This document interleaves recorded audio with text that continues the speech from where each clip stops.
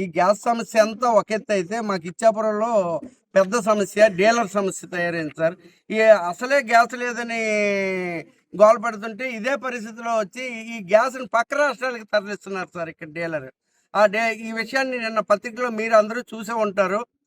తప్పనిసరిగా దీని మీద మేమైతే రేపు ఇచ్చాపురంలో ధర్నా చేస్తున్నామండి. బంద్ ప్రకటించాము.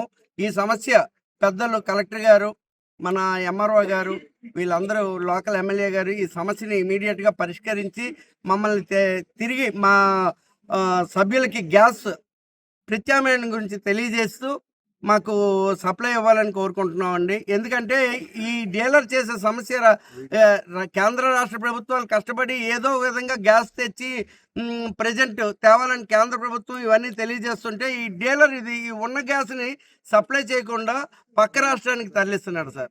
అదేవిధంగా బ్లాక్ మార్కెట్ ద్వారా పక్క రాష్ట్రానికి తరలిస్తున్నాడు సార్.